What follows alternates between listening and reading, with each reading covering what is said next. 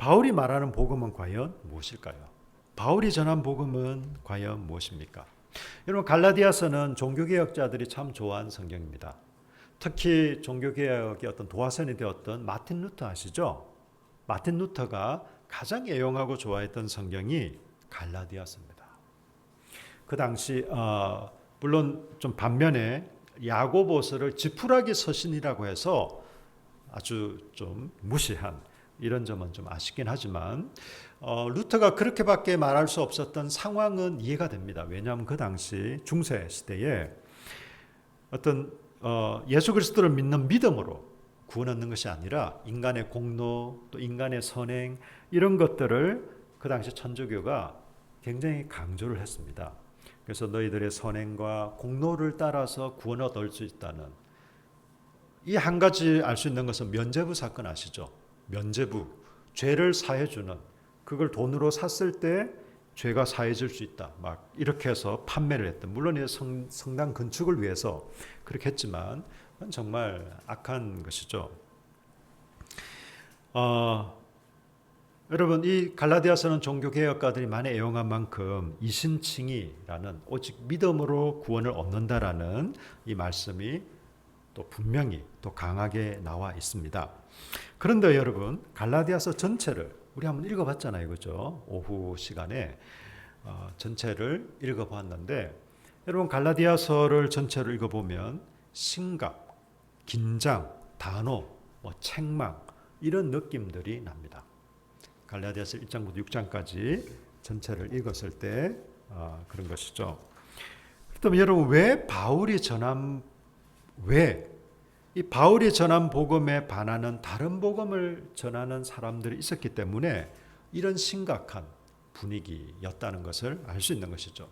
여러분 사도 바울은 1차 전도 여행을 하고 난 1차 전도 여행을 통해서 이 갈라디아 지역에 믿는 자들이 생기고 또 가정교회들이 생겨났습니다. 근데 불과 얼마 지나지 않아 학자들도 그렇고 저도 이 갈라디아서를 공부해봐도 한 1, 2년 됐을까? 불과 몇 년 지나지 않아서 이제 다른 복음이 들어왔습니다. 다른 복음이라는 게 또 다른 어떤 복음이 있다는 게 아니라 예수 그리스도의 계시로 말미암아 예수님이 가르쳐 주셔서 사도 바울이 전한 복음 외에 복음이 막 이때 갈라디아 지역에 있는 성도들에게 전해지기 시작한 것이죠. 그래서 지금 사도 바울은 막 분노에 찬 이 서신을 보내고 있습니다. 지금 우리 시대 용어로는 빡쳐서 지금 이 편지를 막 쓴 것입니다. 여러분 그렇다면요, 이 사람들은 도대체 어떤 사람들일까요? 여러분 갈라디아서 1장 7절을 보십시오. 갈라디아서 1장 7절 다른 복음은 없나니 다만 어떤 사람들이 너희를 교란하여 그리스도의 복음을 변하게 함이라. 어떤 사람들, 이 어떤 사람들, 그리고 이 어떤 사람들은 갈라디아 지역에 있는 성도들을 교란하는, 혼란케 하는 사람들이라는 걸 알 수 있습니다. 2장 4절을 보십시오. 2장 4절 이는 가만히 들어온 거짓 형제들 때문이라. 그들이 가만히 들어온 것은 그리스도 예수 안에서 우리가 가진 자유를 엿보고 우리를 종으로 삼고자 합니다. 가만히 들어온 사람. 여러분 이 가만이라는 게 시크릿, 비밀스럽게 은밀하게 살짝 들어왔다 이 말입니다. 여러분 우리가 흔히 그냥 일반 교회에 이단이 침투할 때 그렇잖아요. 나 이단, 나 신천지 이렇게 하고 들어오는 사람 없잖아요. 저희 교회는 좀 규모가 작아서 신천지 우리 신천지 분들이 잘 오시진 않지만 웬만한 규모 있는 교회들은 막 그런 경우들이 종종 있습니다. 가만히 들어온 어떤 사람들. 그리고 3장 1절에 보니까 성도를 꿰는 자, 5장 10절에는 성도들을 요동하게 하는 자, 5장 12절은 성도들을 어지럽게 하는 자. 이런 사람들이 바로 이 어떤 사람들, 그리고 다른 복음을 전한 사람들이라는 것을 알 수 있습니다. 여러분 그러면요 이 사람들은 어떤 배경일까요? 여러분 사도행전 15장을 한번 보십시다. 신약성경 213쪽. 여러분 신약성경 213쪽. 감이나 이제 신약성경 213쪽 사도행전 15장 1절부터 5절까지를 한번 보겠습니다. 네. 사도행전 15장 1절로 5절 제가 읽을게요. 네, 신약성경 213쪽 어떤 사람들이 유대로부터 내려와서 형제들을 가르치되 너희가 모세의 법대로 할례를 받지 아니하면 능히 구원을 받지 못하리라. 이 사람들이 하는 말은요, 모세의 법대로 할례를 받지 않으면 구원받을 수 없다 라고 얘기를 합니다. 지금 큰일 날 소리를 하고 있는 거죠. 2절에 바울 및 바나바와 그들 사이에 적지 아니한 다툼과 변론이 일어난지라. 형제들이 이 문제에 대하여 바울과 바나바와 및 그 중에 몇 사람을 예루살렘에 있는 사도와 장로들에게 보내기로 작정하니라. 그러니까 사도 바울과 바나바는 예수 그리스도께로부터 받은 복음, 오직 믿음으로 구원 얻는 이 복음을 전하고 있었는데 이 사람들은 예수를 믿어야 구원받는다. 맞습니다. 맞는데 할례도 받아야 됩니다.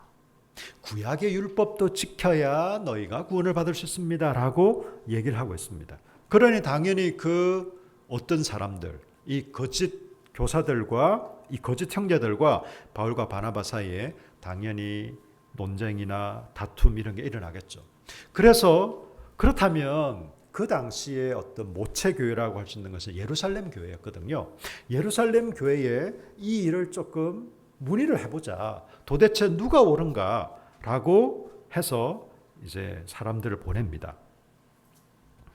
자, 그랬을 때요, 여러분 5절을 한번 보십시오. 바리새파 중에 어떤 믿는 사람들이 일어나 말하되 이방인에게 할례를 행하고 모세의 율법을 지키라 명하는 것이 마땅하니라 하니라. 여러분, 이 4절에 보니까 예루살렘에 이르러 교회와 사도들과 장로들의 영접을 받고 하나님이 자기들과 함께 계시 행하신 모든 일을 말하며 이 사람들이 막 적지 않은 다툼이 일어나니까 그렇다면 뭐가 옳으냐 이걸 확인하기 위해서 예루살렘에 왔습니다.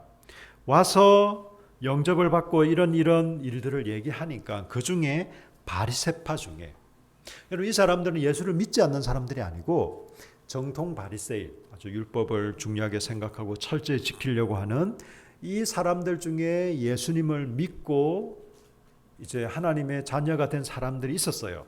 이 사람들이 이런 말을 하는 겁니다.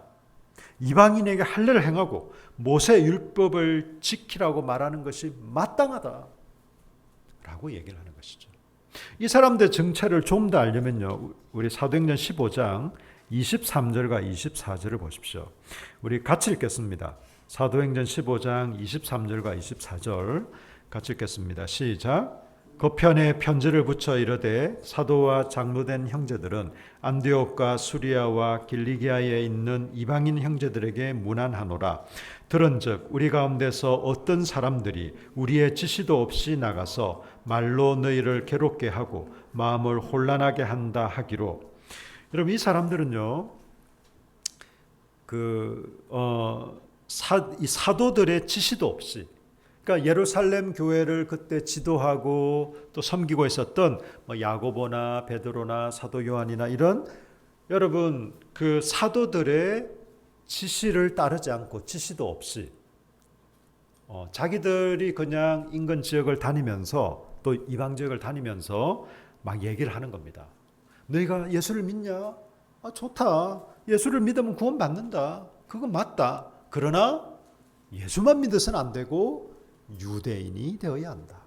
너희도 모세 율법을 지켜야 되고 할례를 행해야 한다라고 얘기하는 겁니다. 여러분 모세 율법을 한마디로 얘기하면 뭘까요? 할례입니다. 할례. 여러분 할례는 이게 우리 그 육체에 행하는 거잖아요. 뭐 지금으로 치면은 어떤 포경 수술이죠. 그래서 믿지 않는 사람과 그 당시에 어떤 비유대인, 어떤 이방인과 유대인을 구별짓는 가장 확실한 표시, 이게 바로 할례였습니다. 그래서 네가 유대인이냐? 그 증거는 바로 할례에 있는 것이죠.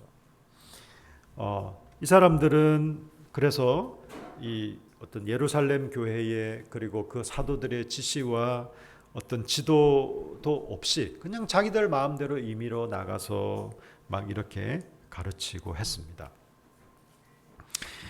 어, 여러분 거짓 교사들의 말을 들은 갈라디아 지역 성도들이 그들의 말을 따르고 있는 이 참담한 현실을 사도 바울이 보고 얼마나 여러분 분노하고 붕괴했으면 지금 이 갈라디아 이 편지를 쓰고 있겠습니까?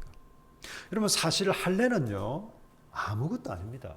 여러분 갈라디아서 5장 6절을 한번 보십시오. 우리가 읽었던 5장 1절 그 같은 5장 6절을 보시면 그리스도 예수 안에서는 할례나 무할례나 효력이 없어되 사랑으로서 역사하는 믿음뿐이니라. 여러분 그냥 그거는 의료상 혹은 우리의 어떤 우리의 어떤 건강상의 이유로 할례는 할 수도 있고 안 할 수도 있는 거죠. 사실 이 할례는 아무것도 아닙니다. 아무것도 아닌데 왜 사도 바울은 이처럼 마치 그냥 이 세상이 끝날 것처럼 이렇게 얘기를 하고 있을까요? 그것은 단지 이게 어떤 의료상으로든지 아니면 건강상의 문제가 아니다라는 것입니다. 적어도 이때에 이방인 교회 그리고 예수를 믿는 이방인들에게 할례를 받아야 된다라는 것은 율법주의 가운데 거해야 된다라는 것입니다. 너희가 여전히 구약의 율법을 지키고 구약의 율법 가운데 있어야만이 구원을 얻을 수 있다. 이 말은요.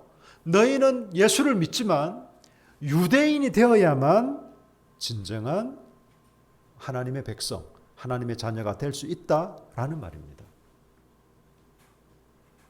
지금 이런 얘기를 하고 있는 것이죠. 여러분 율법주의는 구원 얻는 방식을 율법 준수에 의지합니다. 그래서 여러분 갈라디아서 5장 4절 보십시오. 율법 안에서 의롭다함을 얻으려는 너희는 그리스도에게서 끊어지고 은혜에서 떨어진 자로다. 율법 안에서 의롭다함을 얻으려 하는 너희. 여러분 율법이 나쁜 건가요? 나쁘지 않습니다. 왜? 율법을 누가 만드셨죠? 하나님이 만드셨어요. 하나님이 우리 골탕 먹이려고 만드셨을까요? 그렇지 않습니다. 율법은 선한 것이에요.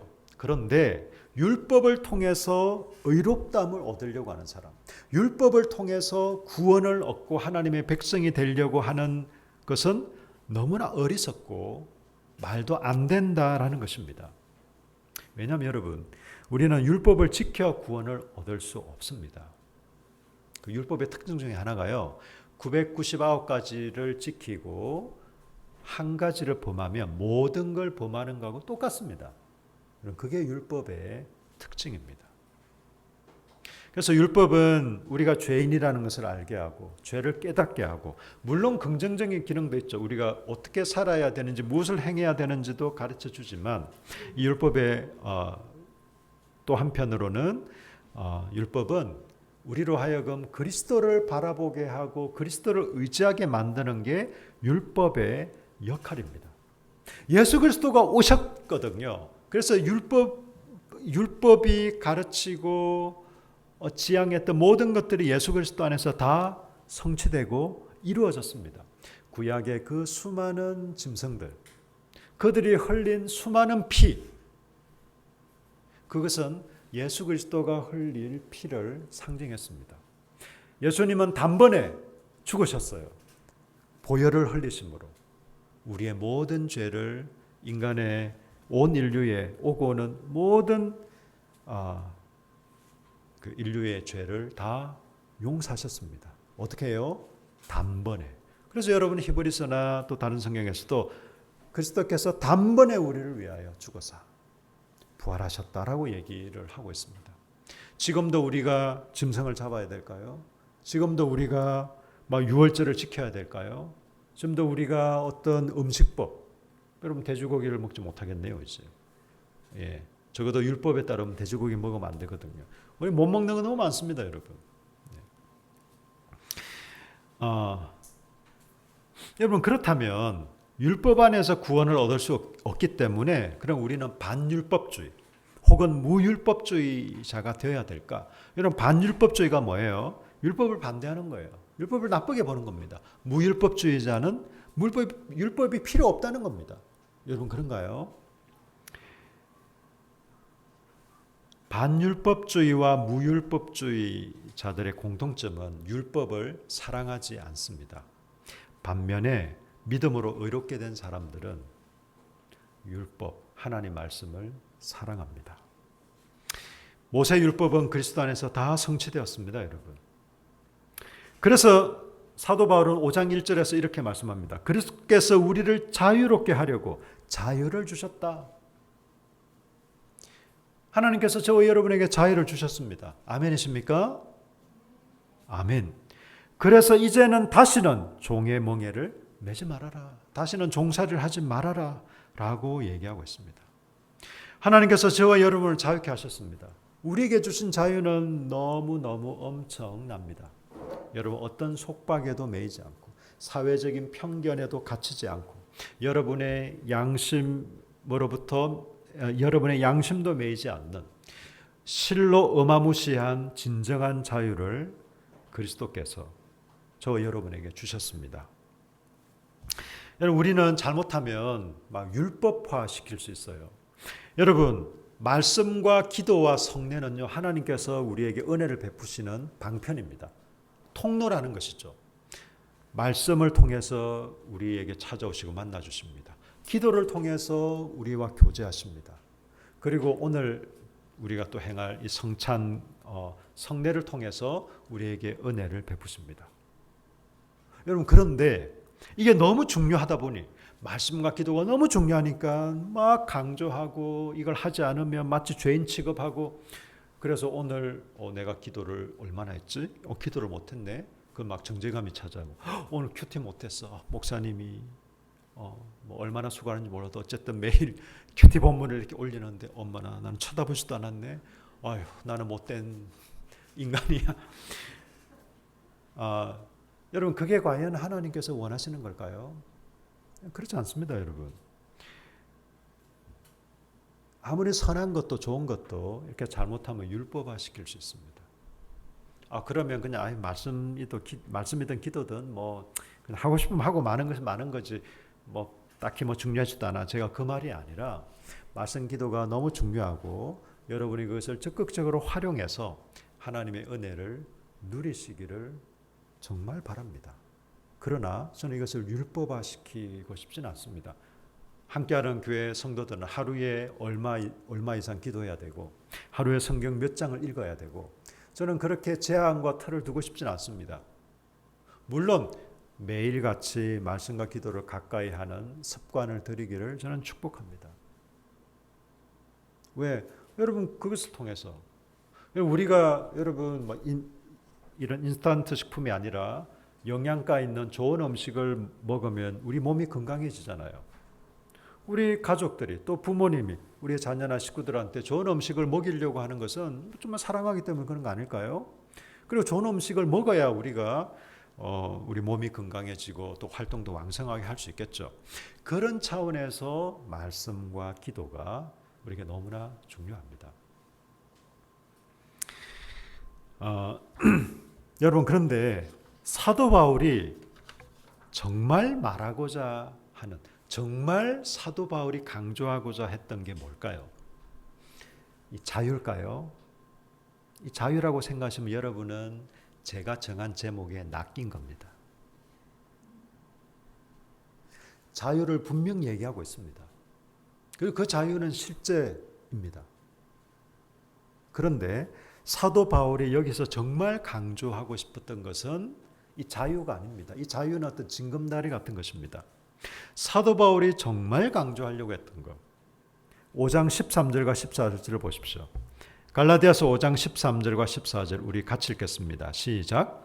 형제들아 너희가 자유를 위하여 부르심을 입었으나 그러나 그 자유로 육체의 기회를 삼지 말고 오직 사랑으로 서로 종노릇하라. 온 율법은 내 이웃 사랑하기를 내 자신같이 하라 하신 한 말씀에서 이루어졌나니. 여러분 너희가 자유를 위하여 부르심을 받았다. 맞다. 사도 바울이 부인하지 않습니다. 맞다. 맞는데 그 자유로 육체의 기회를 삼지 말고 오직 사랑으로 뭐하라고요? 서로 종노릇해라. 너는 사랑으로 서로 종노릇해라 이 말입니다. 사랑으로 서로 종이 되어라는 말이에요. 사도 바울이 정말 하고 싶었던 말이 말이었습니다. 물론 갈라디아 지역에 있는 성도들이 다른 복음을 받아들이고 율법주의에 빠지고 그래서 예수 그리스도의 그 구원을 부인하고 이런 어리석은 자들이 되지 않기를 당연히 바랬죠. 그래서 이 편지를 보냈습니다. 그렇지만 사도 바울은 이 편지를 보내면서 단지 그냥 율법주의에 빠지지 않는 것을 뛰어넘어 자유를 누릴 뿐만 아니라 성도들 가운데 그 갈라디아 지역에 있는 교회 공동체들이 서로 종노릇하며 사랑하는 그런 사람들이 되기를 바랬습니다. 여러분, 우리는요, 형제 사랑을 위해 우리에게 있는 무한대 자유를 스스로 구속하고 제한할 수 있는 진정한 자유가 있습니다. 여러분, 로마서에 보면 고기 먹는 문제가 나옵니다. 그 당시 고기들은요, 다 신전에 바쳐진 고기를 시장에서 팔았거든요. 한마디로 우상에게 바쳐진 고기, 그리고 물론 돼지고기도 있었을 것이고 일반 다른 고기들도 있었습니다. 그런데 유대인 그리스도인들은 우상에게 바쳐진 고기, 돼지고기 먹을 수가 없어요. 그래서 로마서에서는 이 유대인 그리스도인들을 연약한 자라고 표현합니다. 반대로 이방인 그리스도인들한테는 그런 게 별로 신경 쓰이질 않는 거예요. 우상에 바쳐질건 했건 내가 하나님께 감사함을 먹으면 그뿐이지. 이것도 하나님 주신 거 아닌가. 이렇게 해서 자유롭게 먹었습니다. 그래서 이들을 강한 자라고 했거든요. 사도 바울이 뭐라고 얘기합니까? 강한 자는 옳고 혹은 연약한 자는 털렸고 이렇게 얘기하지 않습니다. 오히려 이렇게 얘기합니다. 강한 너희들이 연약한 지체를 위해서 너의 자유를 스스로 제한할 수 있는 그 어떤 사랑의 행위 그리고 그런 사랑이 필요하지 않겠냐 이렇게 얘기하고 있습니다. 이방인 그리스도인들이 어떤 고기도 먹을 수 있는 자유가 있습니다. 그렇지만 연약한 지체들을 위해서 연약한 지체들이 혹시 이것 때문에 시험에 들지 않도록 그것을 스스로 제한할 수 있는 자유. 사도 바울은 이 자유를 로마서에서도 말하고 있습니다. 여러분 이때는요 2000년 전이잖아요. 1세기 그 로마 제국 하에 있는 이곳에서는 실제로 종을 사고 팔았습니다. 시장에서. 여러분 주위에 사고 파는 종 있습니까? 그렇다면 여러분 인신매매 관여하신 분들인가요? 지금은 없죠. 그래서 우리는 서로 사랑으로 종노릇하라라는 것은 그냥 대충 이럴 것이다라는 그냥 관념상으로 이해하는 거예요. 근데 이 당시는요. 로마서 16장에 보면 이름이 쭉 등장합니다. 26명 이름이 등장하는데 제가 다 살펴봤어요. 살펴보니까 암블리아, 우르바노, 스타구 등 최소 10명 이상이 그 당시에 종들이 사용하는 이름이었어요. 26명 중에 절반 가까이 혹은 그 이상 그 종들이었습니다. 실제로 여러분 그때에는 종들이 이제 좀 하층민들이 예수님을 믿는 경우들이 많았어요. 물론 상류층 가운데서도 있긴 했지만 그렇게 많지는 않았거든요. 이들에게 여러분 종노릇하라 이 말은요 굉장히 실감나게 다가왔을 겁니다. 그냥 적당히 인사치레로 하라 이게 아니라 종이 뭔지. 여러분 종이 어떤지 아세요? 종은 열심히 밭에 나가서 땀 뻘뻘 흘리며 제대로 쉬지도 못하고 일하고 집에 와서 어떻게 하는지 아세요? 밥을 준비하고 차려서 주인한테 바치고 그것도 겸상할 수 있습니까? 웃기는 소리죠. 주인 다 먹고 난 뒤에 나머지기 먹고 치우는 게 종입니다. 그렇다고 해서 수고했다 어떻게 너무 힘들지 않아서 이런 말 안 합니다. 당연하지. 네가 종이니 네가 그렇게 하는 게 당연하지라고 취급받는 사람들이 바로 노예 종들입니다. 서로 사랑으로 종노릇하라. 여러분 정말 우리가 어떤 인격적으로 어떤 인격적인 굴욕을 스스로 감수하라 이 말이 아니라 여러분 우리가 지체 가운데 이건 특별히 뭐 제가 목사니까 여러분은 저한테 다 종로로 돼야 돼 이 말이 아니고 서로 종과 같이 종로로 타는 하늘 정도로 상대방을 배려하고 섬기고 사랑하는 겁니다. 이게 여러분 사도 바울이 말한 거예요. 여러분 이게 그냥 그럴싸한 뭐 좋은 말로 끝난다면 하나님의 말씀이 저와 여러분에게는 그냥 좋은 말일 뿐입니다. 그냥 성경에 이렇게 좋은 말이 있었네. 저와 여러분 가운데서 이게 실천되고 우리가 이 가운데 구체적으로 또 실제적으로 순종하지 않는다면 그냥 하나의 좋은 말, 좀 그럴싸해 보이는 말. 여러분 예수님은 율법을 두 가지로 요약하셨습니다. 뭘까요? 하나님 사랑, 이웃 사랑. 예. 근데 여기서 사도 바울은 온 율법을 하나로 요약하고 있습니다. 뭐로 요약하고 있나요? 14절에 보니까 온 율법은 내 이웃 사랑하기를 내 자신같이 하라. 여러분 율법을 두 개로 요약하면 하나님 사랑, 이웃 사랑인데 하나로 요약하면 이웃 사랑입니다. 이 말은 이웃 사랑 안에 하나님 사랑도 다 포함되어 있는 거죠. 우리가 이웃을 사랑하려면요 하나님 사랑이 없이는 사실 사랑할 수 없어요. 내 이웃을 자기 몸과 같이. 여러분 자기 몸 아끼잖아요. 우리는 반사적으로 여러분 우리 눈 누가 팍 이렇게 때리려고 장난하면 피하잖아요. 눈이 거의 본능적으로 이렇게 합니다. 자기 몸을 보호하는 거죠. 본능적으로. 본능적이든 의지적이든 자기 몸을 아끼는 것처럼 이웃을 사랑하는 게 이웃 사랑입니다. 하나님의 율법, 하나님의 말씀을 한마디로 얘기하면 이웃 사랑입니다. 이 이웃 사랑 안에 다 포함됩니다. 여러분 그래서 교회는요 한마디로 얘기하면 사랑하는 사람들이에요. 사랑하는 곳입니다. 그래서 어떤 사람은 교회를 사랑연구소라고 합니다. 맞는 말 같아요. 그럴싸한 이론으로 사랑하는 게 아니고 진실되게 또 구체적으로 사랑하는. 여러분 한국 교회는 행한다는 말을 사실 너무 싫어합니다. 왜 그런가 봤더니 좀 이 종교개혁가들의 지나친 어떤 이신칭이 율법을 행함으로 구원받는 게 아니고 예수님을 믿음으로 구원받는다라고 해서 이 율법을 행한다라는 것을 마치 우리의 어떤 삶으로 잘못 이해를 해서 행하는 게 중요한 게 아니야. 행한다고 구원받는 게 아니야. 오직 믿음으로 구원받는다. 이걸 좀 밸런스 있게 강조를 해야 되는데 너무 균형감 없이. 여러분 성경은요 우리의 삶을 너무 중요하게 얘기합니다. 예수님은 우리의 삶, 다시 말해 저와 여러분의 행함을 너무나 중요하게 얘기를 합니다. 그게 여러분 성경의 가르침이에요. 우리가 우리의 행위로 구원을 얻는다는 말이 결코 아닙니다, 여러분. 우리가 어떻게 우리 행위로 구원을 얻겠습니까? 말도 안 되죠.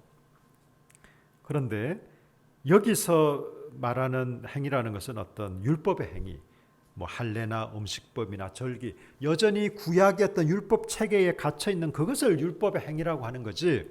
우리가 구체적으로 삶으로 나타내야 될 것은요, 그건 합당한 것이에요. 오히려 그것은 성경이 장려를 하고 있는 겁니다.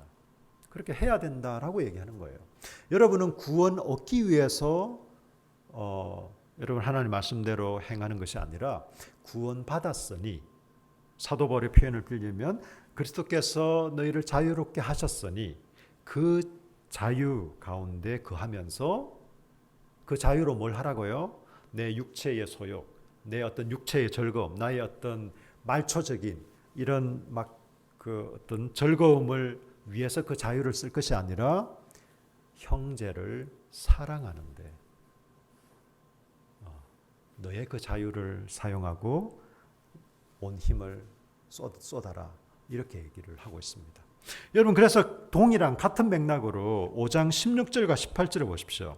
내가 이르노니 너희는 성령을 따라 행하라. 그리하면 육체의 욕심을 이루지 아니하리라. 육체의 소욕은 성령을 거스르고 성령은 육체를 거스르나니 이 둘이 서로 대적함으로 너희가 원하는 것을 하지 못하게 하려 함이니라. 너희가 만일 성령이 인도하시는 바가 되면 율법 아래 있지 아니하리라. 성령을 따라 행하라고 얘기합니다. 여러분 사랑으로 종노릇하고 성령을 따라 행하는 이것이 바로 참 자유를 얻은 저와 여러분이 살아가야 될 삶의 방향입니다. 육체 소욕을 따르지 말고. 여러분 육체 소욕이라고 해서 우리의 모든 본능이 다 나쁜 게 아니에요. 뭐 식욕 나쁜 거 아닙니다, 여러분. 뭐 피곤할 때 잠을 자는 건 나쁜 거 아닙니다. 성욕 나쁜 거 아니에요. 부부 가정 그 부부의 성은 너무 아름답고 고귀하고 귀한 것입니다. 또 다른 어떤 기타 이런 기본적인 욕구들이 다 나쁜 게 아니에요. 그런데 그게 하나님 말씀하신 질서를 벗어나거나 자기 어떤 개인 탐욕을 따른 이런 본능적인 것이 된다면 이건 육체의 소욕, 내 어떤 말초적인 어떤 쾌락 뭐 이런 걸 위해서 사용된다는 것이죠. 그런 육체의 소욕이 아니라 성령의 소욕, 성령님께서 원하시는, 성령님께서 기뻐하시는 그 성령의 소욕을 따라 행하라고 얘기합니다. 여러분 사실 여기서 행하다라는 이 원어는요, 걷는다라는 말이 좀 더 정확한 번역입니다. 너희는 성령을 따라 걸어가라. 여러분 신앙생활이 뭔가요? 무엇을 지켜야 되고 무엇을 하지 않아야 되고, 여러분 그건 신앙생활을 얘기하기에는 너무나 좀 조잡한 표현입니다. 어울리지 않는 표현이에요. 여러분 신앙생활이라는 것은요, 성령님과 함께 걸어가는 겁니다. 성령과 함께 걷고 또 하나님을 아버지로 모신 우리 사랑하는 지체들과 함께 걸어가는, 이것이 바로 신앙생활입니다. 그럼 신앙생활은 우리 영적인 가족들이 한 공동체를 이루어서 서로 사랑하며 살아가는 것. 여러분 우리가 사랑 없이 서로 사랑하지 않고 우리가 무엇을 이루어낸들, 우리 함께하는 교회가 갑자기 글쎄요 500명이 된다 한들 그게 무슨 의미가 있을까요?